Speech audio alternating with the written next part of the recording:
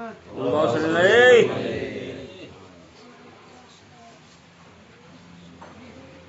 Assalamualaikum warahmatullahi wabarakatuh. Waalaikumsalam warahmatullahi wabarakatuh. Alhamdulillahil wahidil ahad al-fardus samad alladzi lam yalid wa lam yulad wa lam yakul lahu kufuwan ahad.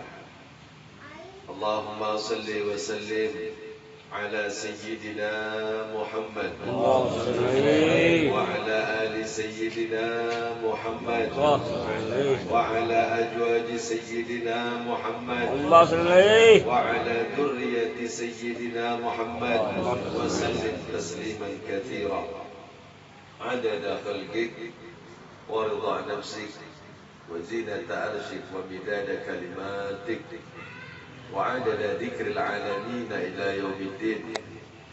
سبحانك لا علم لنا إلا ما علمتنا إنك أنت العليم الحكيم. ربنا اشرح لنا صدورنا ويسر لنا يا أرحم الراحمين. اللهم ارزقنا فهم النبيين وحفظ المرسلين وإلهام الملائكة المقربين وارزقنا علما نافعا وقلبا خاشعا وعملا متقبلا ورزقا حلالا كثيرا طيبا مباركا فيه يا أرحم الراحمين. Alhamdulillah, pada kesempatan malam Jumat yang penuh mulia di bulan Muharram, di mana Allah Subhanahu wa taala memberikan di dalam satu tahun tersebut ada arba'atun huruf, ada 4 bulan yang sangat dimuliakan oleh Allah Subhanahu wa taala, yang dimana 3 bulan tersebut berketerikatan berdekatan, Rajab, Sya'ban, Ramadan. Yang satunya lagi sangat jauh keberadaannya, yaitu bulan Muharram, awal daripada tahun baru Islam, awal daripada hijrahnya Nabi Muhammad sallallahu alaihi wasallam. Ketika para sahabat ingin mengenang, ingin mengulas, ingin mengambil ibrah, pemahaman, bagaimana kalau beberapa bulan kita ambil bulan tersebut adalah bulan yang menjadikan sebagai tahun baru Islam, untuk membedakan agama Yahudi Nasrani dan agama yang dibawa oleh baginda Nabi Muhammad sallallahu alaihi wasallam. Beberapa sahabat memberikan pandangan. Ada yang memberikan pandangan tentang kelahiran Nabi, kalau itu adalah daripada bulan Maulid. Kemudian kemeninggalan Nabi akhirnya dipilih daripada beberapa masukan dari para sahabat, diambillah pertama kali hijrahnya Rasul sallallahu alaihi wasallam pada bulan Muharram. Mudah-mudahan bulan Muharram ini 1444 Hijriah adalah awal yang sangat baik untuk kehidupan kita. Amin. Semakin taat kepada Allah, suci bersih seperti kapas, dengan niat yang baru, harapan yang baru, keinginan yang baru. Mudah-mudahan Allah Subhanahu wa taala jadikan tahun ini adalah tahun yang paling berharga, tahun yang paling mulia, tahun yang paling bermanfaat bagi kita semua umat Nabi Muhammad sallallahu alaihi wasallam. Amin ya rabbal alamin. Salawat dan salam kita curahkan kepada Sayyidul Anbiya wa Sayyidul Mursalin, Habib Rabbul Alamin, di mana pada malam Jumat, pada hari Jumat, salawat yang kita bacakan kepada Rasulullah sallallahu alaihi wasallam pada hari Jumat akan dikirimkan kepada Nabi Muhammad lengkap dengan namamu dan nama bapakmu. Allahumma salli ala Muhammad. Allahumma salli alaihi. Sallim wa barik alaihi wa ala alihi wa sahbihi. Nabi yang paling mulia, yang karena diciptakannya Nabi sallallahu alaihi wasallam semuanya pun menjadi ada. Laulaka ma khalaqtu aflak. Kalau bukan karena engkau ya Rasulullah, Kalau bukan karena engkau ya Muhammad, maka dunia, langit, bumi, dan seluruhnya tidak akan pernah ada.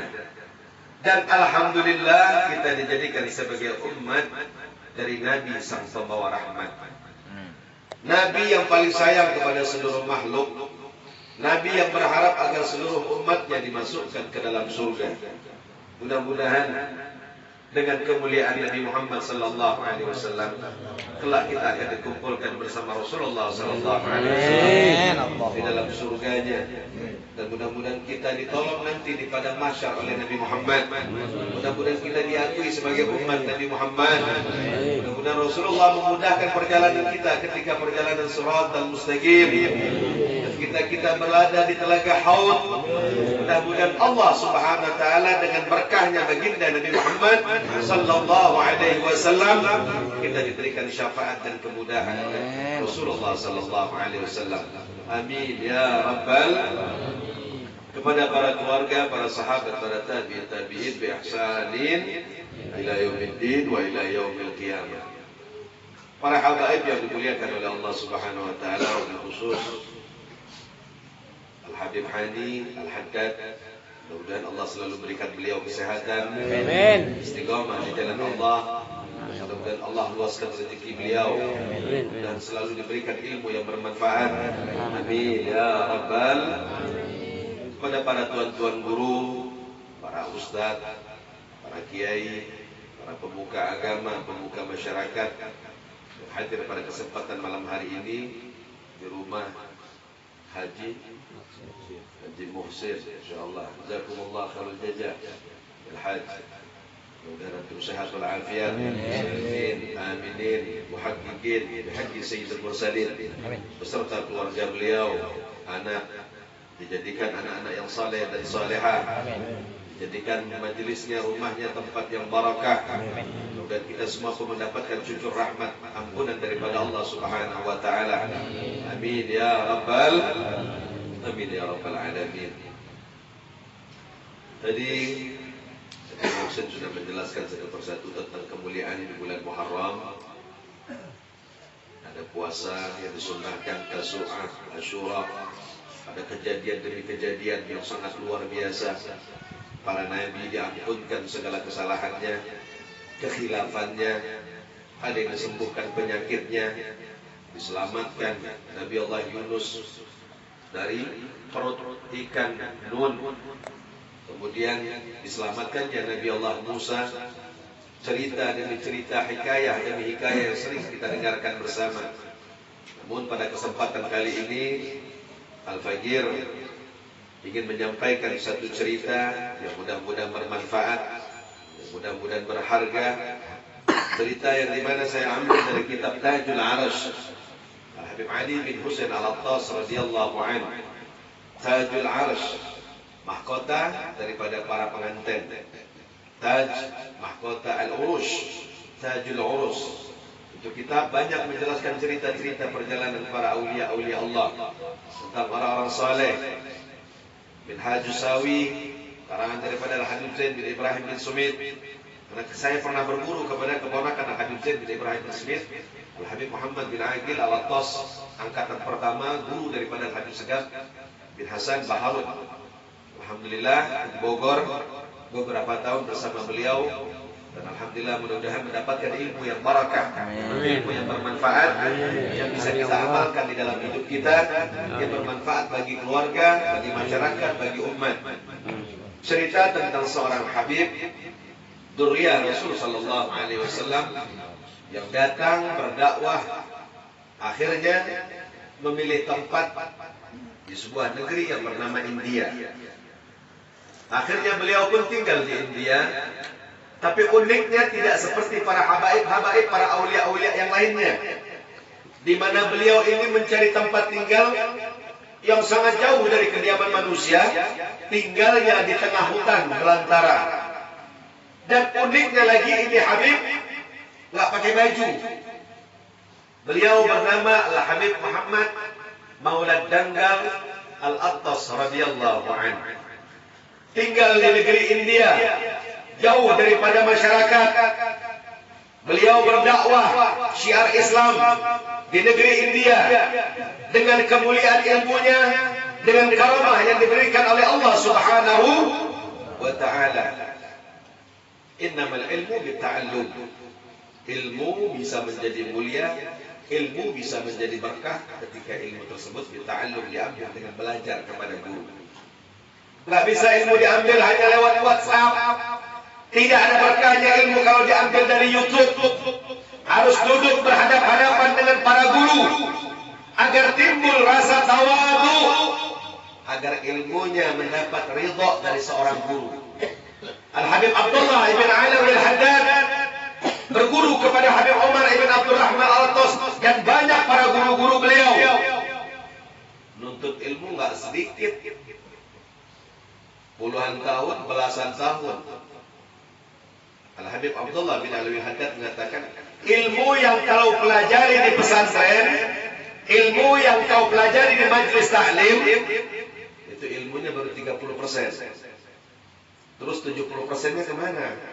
Ditanya murid-muridnya kepada Habib Abdullah bin Alawi al-Haddad radhiyallahu anhu, 20%-nya lagi ketika kau amalkan itu ilmu, maka ilmu yang telah kau ambil 50%. Kemudian 50%-nya kemana itu ilmu? 50% ketika kau belajar kepada seorang guru. Ada yang tinggalnya di Banjarmasin, ada tinggalnya di Jawa Barat, ada tinggalnya di Pontianak, ada yang tinggal di Lombok. Ketika dia menuntut ilmu di Pulau Jawa atau di Banjar, kemudian dia pulang ke kampung halamannya, itu ilmu diamalkannya menjadi 50%. 50%-nya itu ada pada ridho guru-gurunya. Kalau gurunya ridho, maka ilmunya pasti akan menjadi berkah. Yang macam-macam sama guru. Jadi baru punya ilmu dikit udah pandai mau debat guru sekarang. Ya kan? Belajar untuk ilmu sama gurunya. Gurunya belajar sama yang lain, ujung-ujungnya lupa sama guru yang ini. Gak bisa kayak begitu. Ilmu harus dengan ridho guru.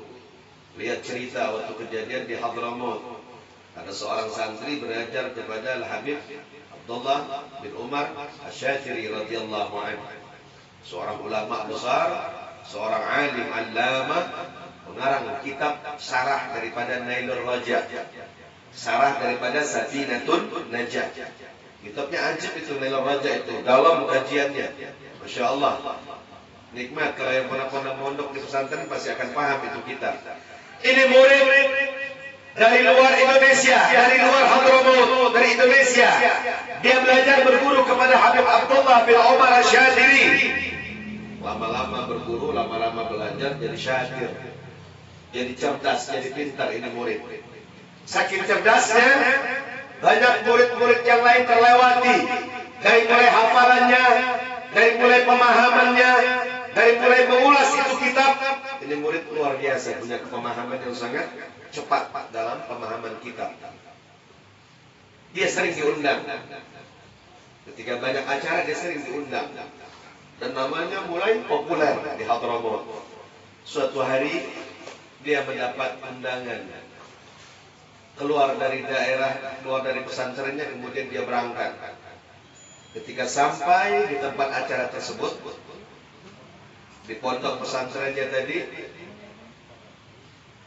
ini gurunya ingin mengajar kepada murid-muridnya. Ketika mulai mengajar, ini gurunya teringat sama murid yang tadi mana murid ini katanya? Kok tidak ada? Oh, murid yang ini lagi berangkat guru. Dia lagi diundang dakwah di negeri sana katanya. Emangnya dia tidak izin sama antum wahai guru? Hadapan karena izin? Oh, nggak izin sama saya. Baik. Kalau begitu dia boleh menuntut ilmu belajar di sini.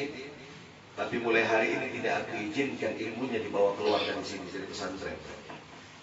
Subhanallah, ketika memulai ingin tausiah dan ceramah, baru mulai mukaddimah guru, ada bisa berceramah.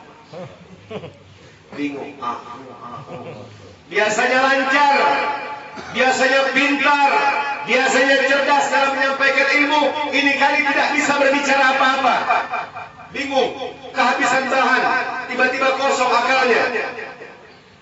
Ada guru, al-alim wal muta'alim syarikun fil khair. Guru dan murid adalah partner untuk menuju kebaikan. Jangan pernah melupakan jasa seorang guru. Akhirnya ada satu orang yang alim alama mendatangi itu si murid yang ingin ceramah tadi.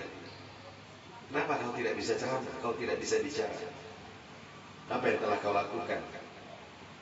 Ya menjadi kau telah melakukan satu hal yang salah. Apa yang kau lakukan? Iya. Saya keluar dari pondok pesantren, saya tidak izin sama guru saya.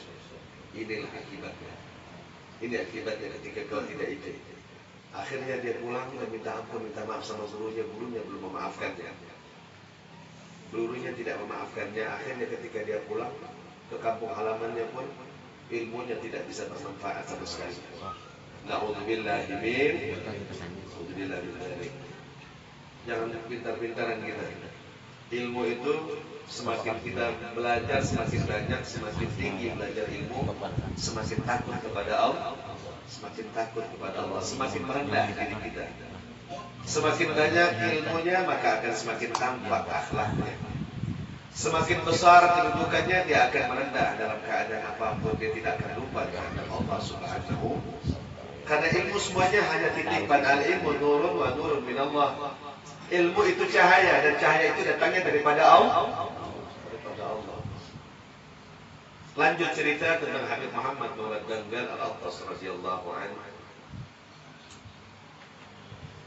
Ketika ada orang, di mana zaman tersebut adalah zaman Hindu. Ini ada orang sakit. Ketika dia sakit, dia sudah pasrah berobat kemana-mana, ada sembuh.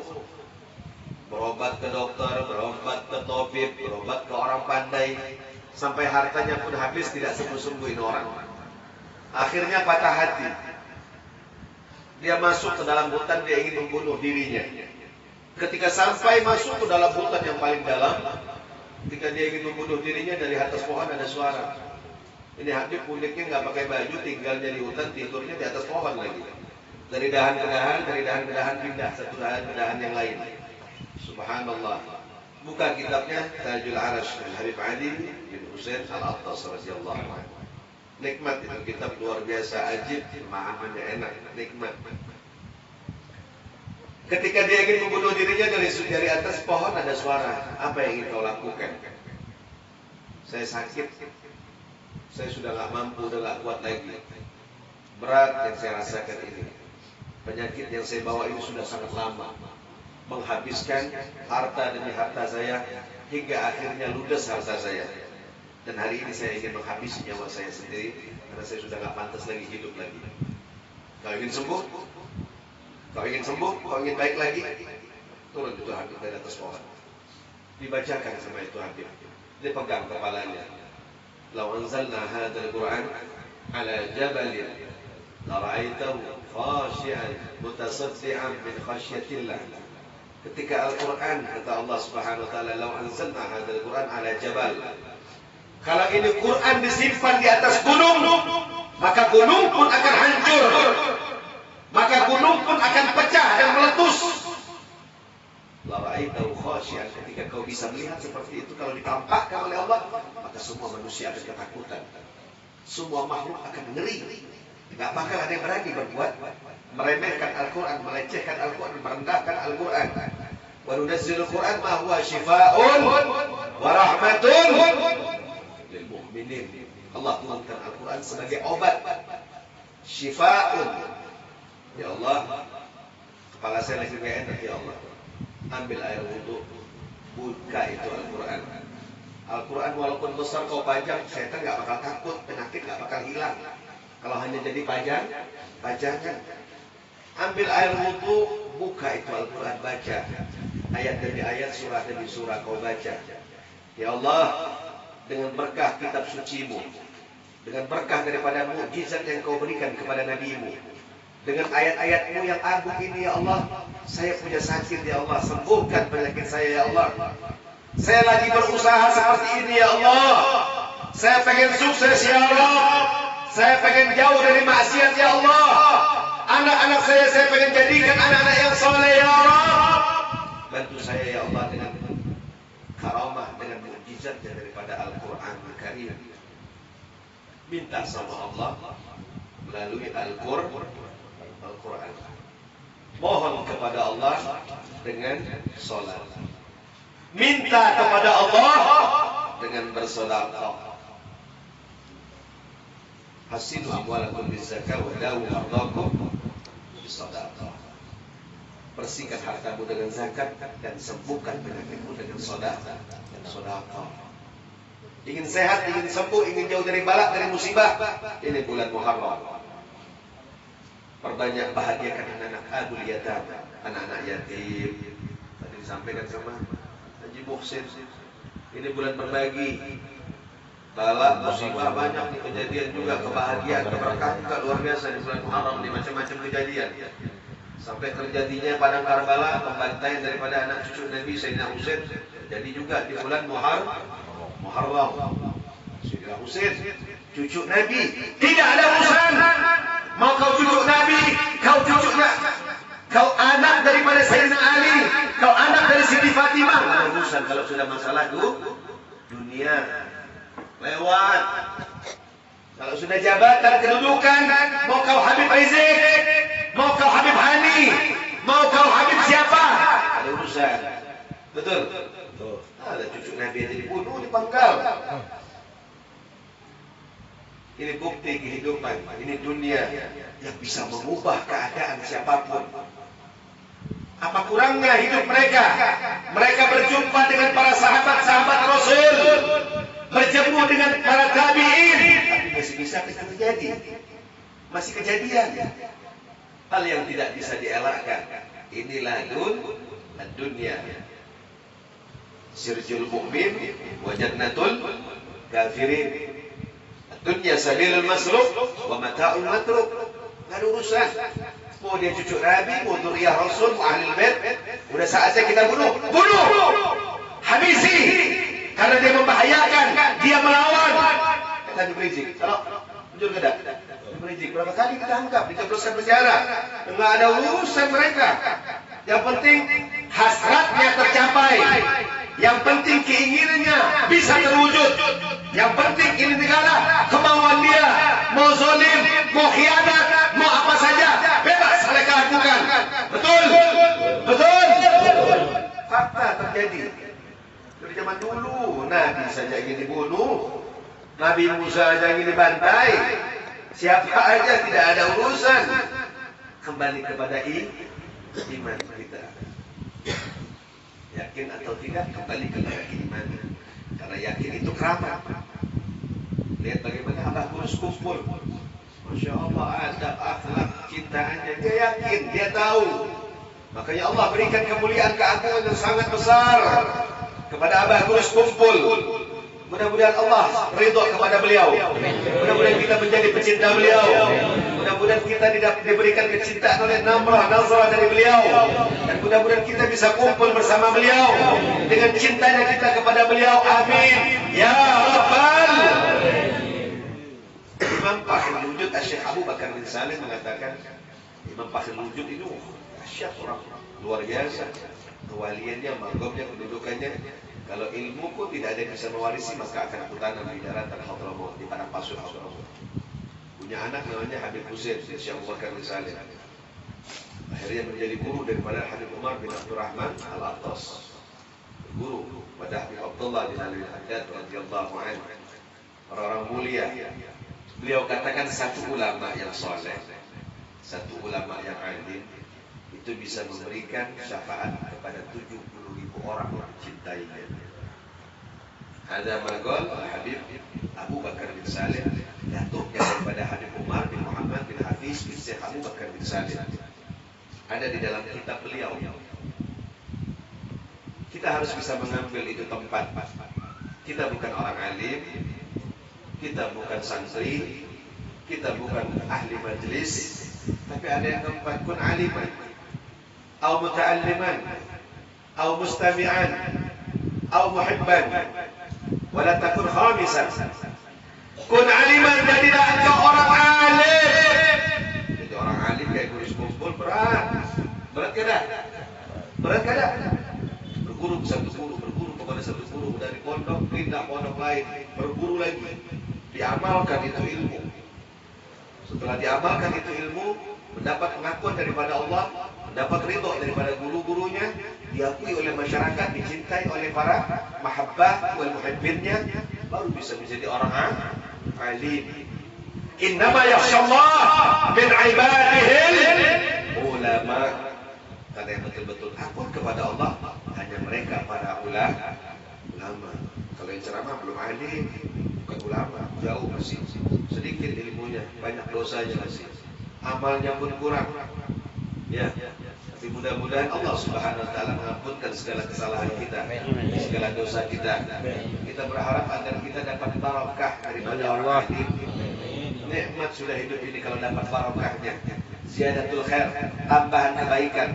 Tahun 2014 dia kada baik, masih suka bohong, suka zalim, suka khianat, suka ngambilin milik orang. 2016 ada perubahan. Itu namanya barakah. 2018 semakin taat, yang tadi sholat banyak tinggal, mulai menjalankan sholat.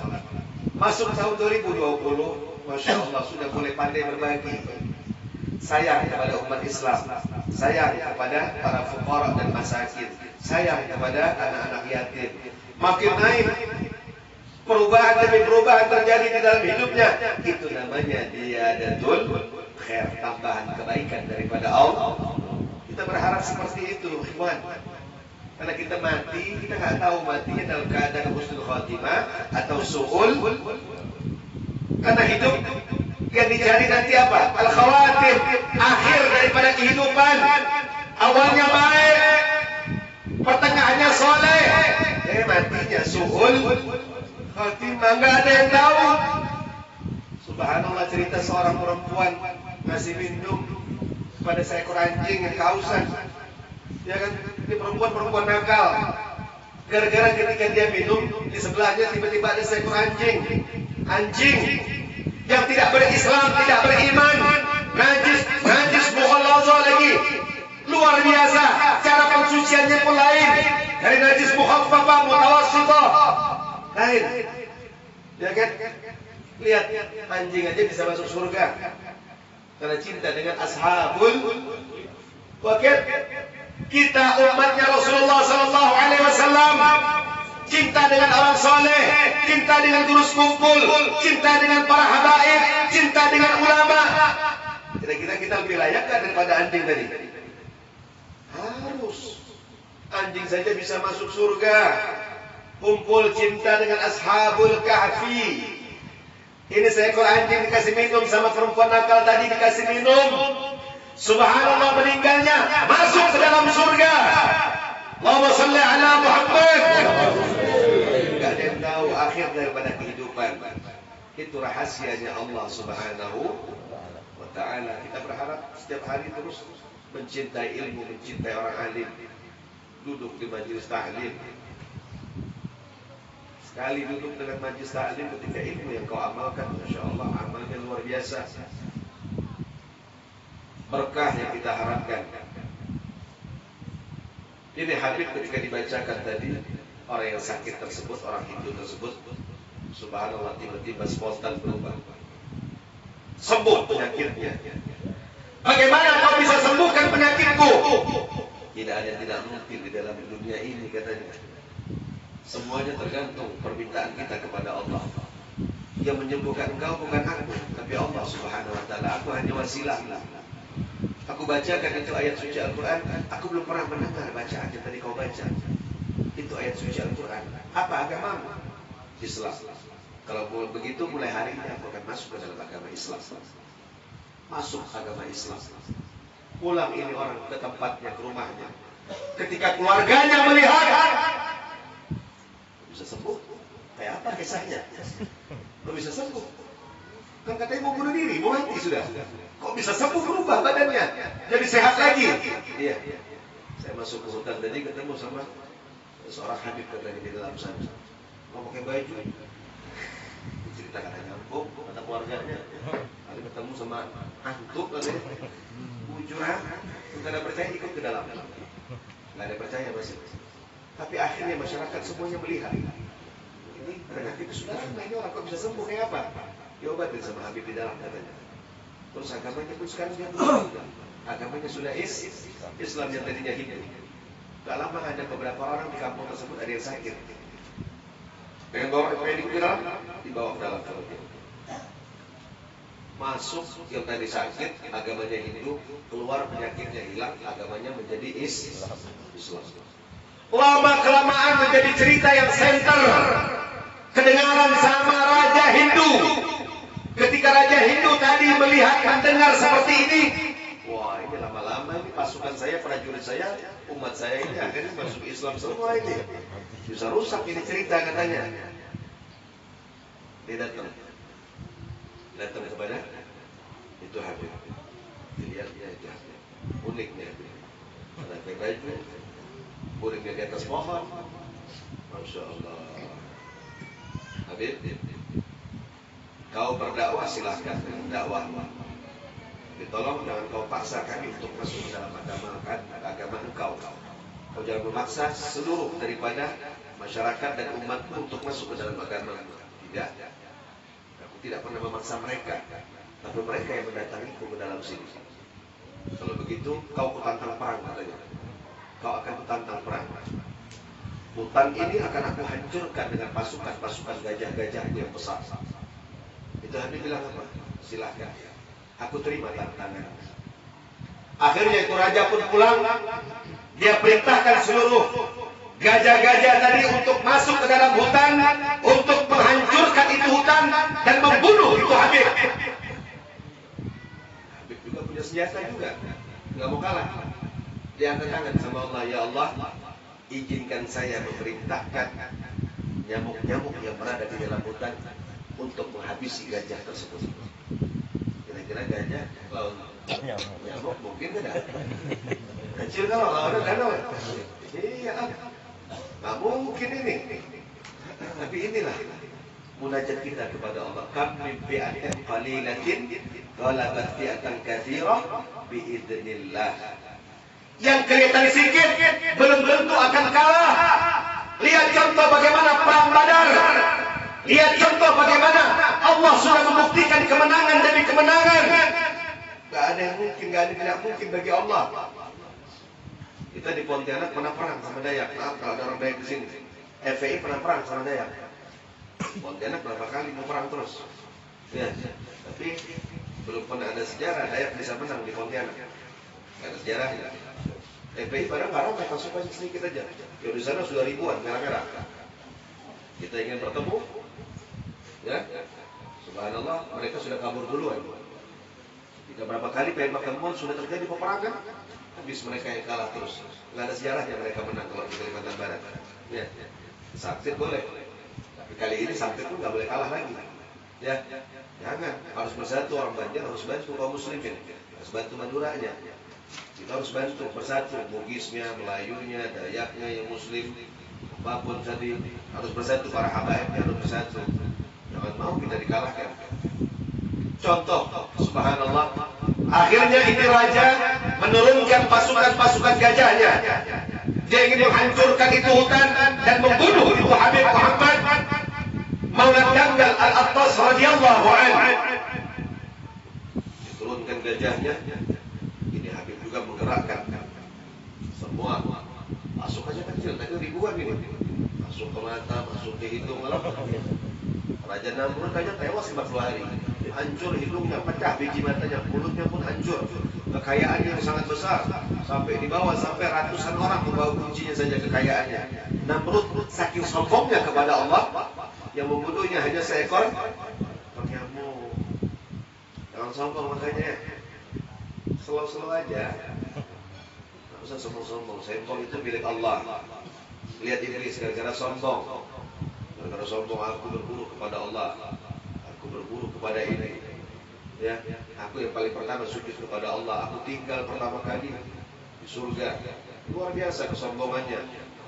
Gara-gara disuruh perintah sujud kepada Nabi Allah, Adam dia nggak mau.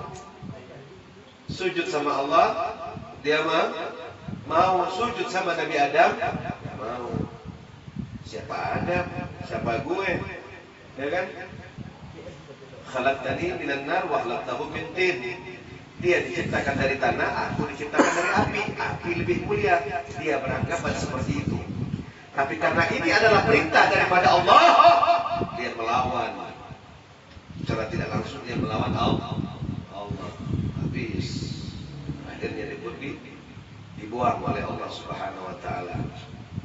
Tadinya sujud pertama kali kepada Allah. Makanya hati-hati. Enggak ada yang tidak mungkin di dalam dunia ini. Kalau sudah bab dunia, harta, kedudukan, warisan, semuanya bisa berubah. Orang tua bisa dibunuh. Anak sama anak akan ribut. Saudara kandung akan berterus, akan berperang, akan ribut untuk merebutkan harta. Banyak sudah kejadian. Jujur tidak? Banyak ini. Bos dengan anak buah udah gak ada urusan lagi. Bos yang penting ini, aku harus dapat ini duit, aku harus dapat ini kekayaan. Udah gak dipandang lagi sudah. Subhanallah. Akhirnya itu nyamuk menghancurkan itu gajah. Gajahnya kan semua habis. Rajanya pun datang kepada Habib Muhammad Maulad Danggal atas Habib, ulun sudah mengaku kalah. Jangan dihukum lagi saya, dan jangan paksa saya untuk masuk ke dalam agama. Tapi izinkan saya setiap hari Jumat, saya akan datang memberikan makanan untukmu, dan saya akan minta izin untuk cium tanganmu. Baik, silahkan. Setiap hari Jumat pun ini Raja Hindu tersebut mendatangi itu Habib Muhammad Maulad Danggal, dia berikan hadiah. Ketika akan pulang dia cium tangannya dengan mulutnya. Dia cium tangan tersebut dengan mulutnya. Tangannya menempel dengan tangan dan dicium dengan mulutnya. Terus dia lakukan setiap hari Jumat. Jumat demi Jumat. Berjalannya waktu hampir 1 tahun. Lama kemudian ini raja pun akhirnya wafat. Mati ini raja. Seperti biasanya kalau Hindu kalau telah mati itu dia apa namanya? Reinkarnasi. Apa namanya? Kremasi. Kremasi dibakar. Bukan dikeramas ya. Kremasi. Keramas lain lagi kalau dimakan. Keramas besok. Keramas subuh. Masya Allah. Akhirnya dibakar. Ketika dibakar, tubuhnya hancur, terbakar. Tapi anehnya, mulut yang berada di wajah tersebut dan tangannya tidak bisa dibakar.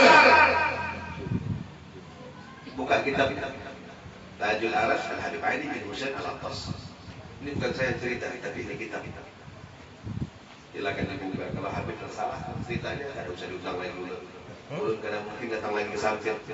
Salah ini Jalan Gadri ini dari kerajaan Pontianak ini. Bawa Kesultanan Pontianak lagi. Kita berguru, kita belajar kepada para guru. Kita pernah mondok kepada Kiai Haji Maimun Zubair, Sarang Rambang, Pak Maimun. Pindah lagi beberapa pondok. Alhamdulillah. Subhanallah, ketika dibakar seluruh tubuhnya tidak. Semuanya hangus. Ini mulut dan tangannya karena bisa terbakar. Ditambah lagi bahan bakarnya, dibesarkan lagi apinya, karena bisa kebakar-bakar. Ada apa ini? Akhirnya para prajuritnya dan istrinya, keluarganya datang kepada Habib Muhammad Maulad Danggal. Habib, raja kami sudah mati. Kemudian kami bakar. Seperti biasanya di dalam kami agama Hindu, mayat tersebut harus dibakar. Tapi ada hal aneh yang terjadi. Di antara seluruh tubuhnya yang bisa dibakar, mulut yang berada di mukanya dan tangannya tidak bisa terbakar. Sudah kau tambah bahannya? Sudah. Sudah kau besarkan apinya? Sudah. Namun karena pada padam, karena mati, karena bisa kebakar, Habib. Iya. Sampai hari kiamat pun kau bakar tidak akan bisa terbakar. Kenapa? Rasulullah SAW, aku sering bersalaman dengan Nabi Muhammad yang selalu mendatangiku. Aku cium tangan datuk Nabi Muhammad SAW, dan akhirnya itu raja setiap hari Jumat mendatangiku. Dia pun memegang tanganku dan mencium tanganku dengan mulutnya. Akhirnya mulut dan tangannya pun tidak bisa dimakan oleh hati. Begitu juga sampai hari kiamat dia tidak akan bisa hancur dimakan oleh api neraka. Ini bukti, ini bisa kita ambil hikmah dan pelajaran. Ketika kita tidak senang kepada habaib, kita nggak suka sama perlakuannya, nggak suka sama kelakuannya saja, tapi jangan kita bawa-bawa kemana-mana. Ya, jangan bawa kemana-mana. Kalau dia salah, dia pun manusia, saya pun manusia, Habib Hani pun manusia, Habib Sulaiman Assegaf pun manusia, sama. Kita pasti tidak lepas daripada kesalahan. Kami manusia. Al-insan mahfulul khata' wal nisyan. Tapi jangan dipotong tangannya. Cukup dipotong kukunya saja yang kotor. Tapi jangan dipotong tangannya. InsyaAllah mudah-mudahan bermanfaat. Amin. Ini cerita menjadi bekal untuk kita ke depannya. Bahwasanya kita hidup, kita harus mengamalkan ilmu tersebut. Kita harus menjalankan ajaran Nabi Muhammad SAW. Kita harus mengambil keberkahan di dalam hidup tersebut.